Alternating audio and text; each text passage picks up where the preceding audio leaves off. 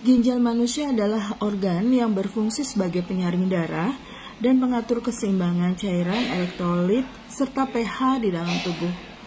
Secara anatomi, ginjal itu terletak di kedua sisi tulang belakang, tepatnya di retroperitoneal atau di belakang rongga perut. Jadi sekitar tulang rusuk ke-12 hingga vertebra lumbal ketiga. Jadi tulang rusuk 12 dan daerah pinggang ya, lumbar ketiga.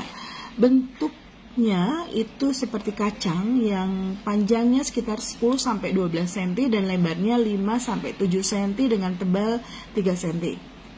Nah, struktur utamanya terdiri dari korteks, medula, dan vagus renalis. Korteks renalis adalah bagian daripada luar ginjal yang mengandung glomerulus dan kapsul Bowman sebagai bagian awal dari nefron. Nefron itu bagian sel terkecil daripada ginjal. Medula renalis adalah bagian dalamnya dari ginjal yang terdiri dari piramida ginjal yang berfungsi dalam konsentrasi urin. Kemudian ketiga adalah pelvis renalis. Ini adalah rongga di bagian dalam ginjal yang berfungsi sebagai pengumpul urin sebelum dialirkan ke ureter. Nah, fisiologi daripada ginjal ya. Ginjal itu berperan besar dalam ekskresi zat sisa dan mengatur keseimbangan tubuh.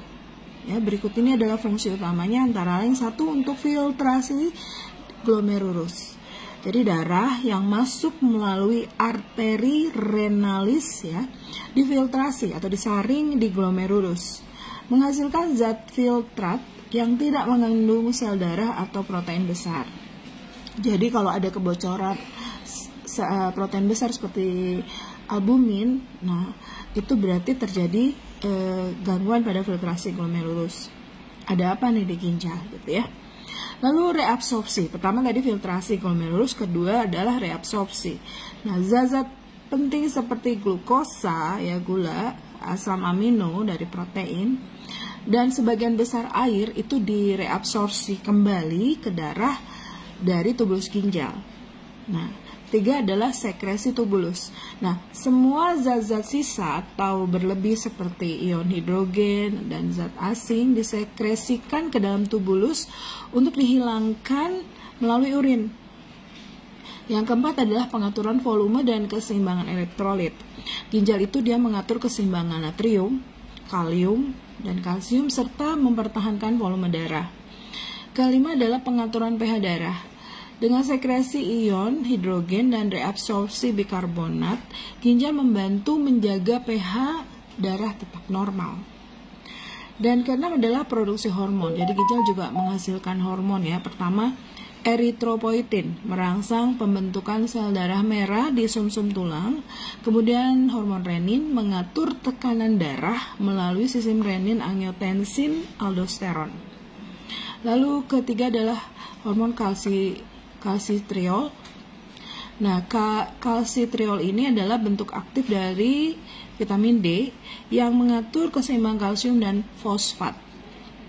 Oke.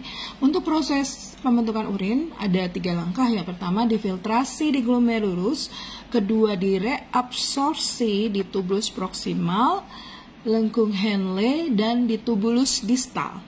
Yang ketiga, sekresi di tubulus distal dan pengumpulan. Nah, ginjal itu memiliki peranan vital dalam hemostasis tubuh dan kerusakan ginjal yang dapat berdampak serius pada kesehatan. Oke, sekarang jawab pertanyaannya, kita multiple choice aja. Pertama,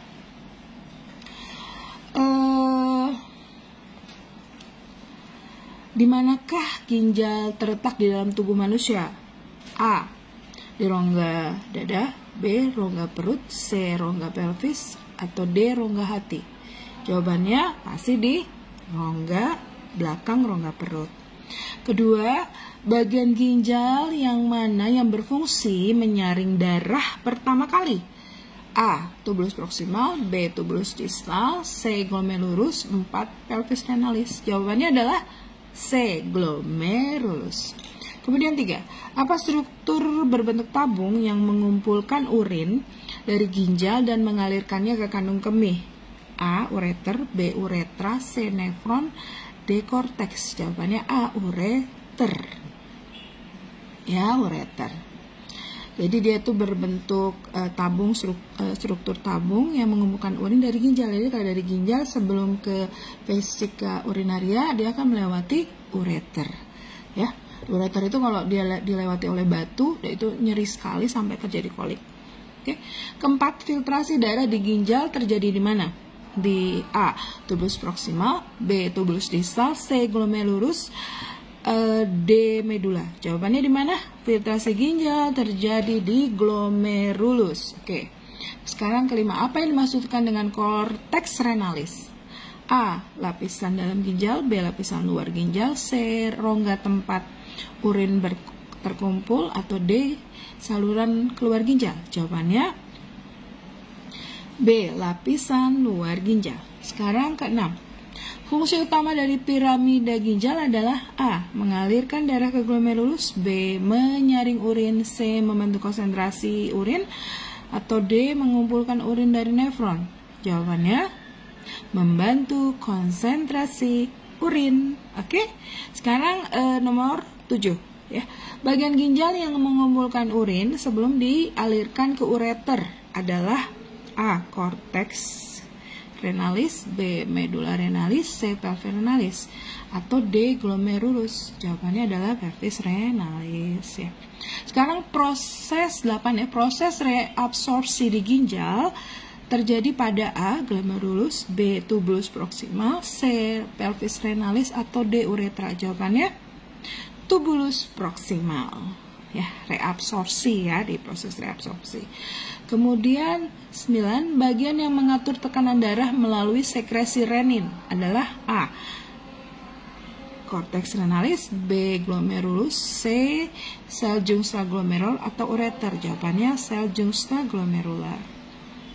Sekarang 10, sistem yang melibatkan renin, angiotensin, dan aldosteron terutama berfungsi untuk apa? A, mengatur kadar glukosa, B, mengatur tekanan darah, C, mengatur suhu tubuh, D, mengatur kadar oksigen darah. Jawabannya adalah B, mengatur tekanan darah ya. Jadi kalau renin, angiotensin, dan aldosteron itu melibatkan fungsi untuk tekanan darah.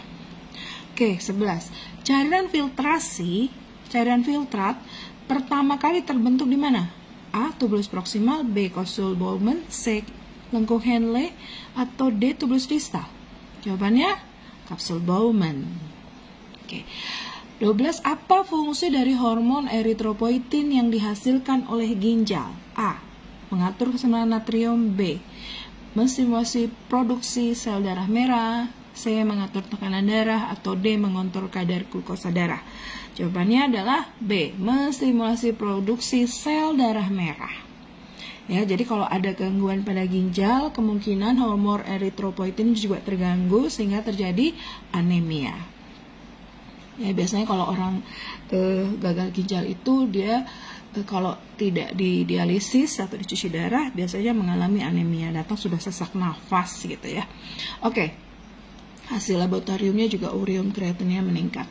Makanya diperlukan dialisis atau cuci darah. Ke-13, urin yang dihasilkan oleh ginjal akan mengalir ke kandung kemih melalui A, uretra, B, ureter, C, tubulus distal, atau D, glomerulus. Jawabnya ureter.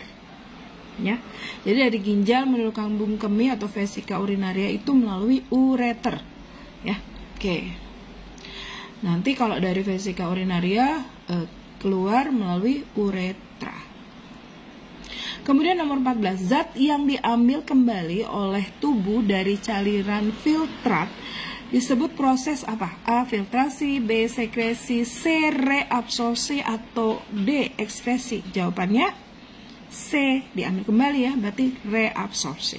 Kemudian nomor 15, proses pembuangan zat berlebih atau racun dari darah ke dalam tubulus ginjal disebut A, filtrasi, B, sekresi, C, reabsorpsi, atau D, eliminasi. Jawabannya sekresi, ya, pembuangan ya. Kemudian nomor 16, bagian ginjal yang mengatur konsentrasi urin dengan mengatur reabsorpsi air adalah ya, mengatur konsentrasi urin dengan mengatur reabsorpsi ya, di reabsorpsi airnya ya adalah A, glomerulus, B, tubulus distal, C,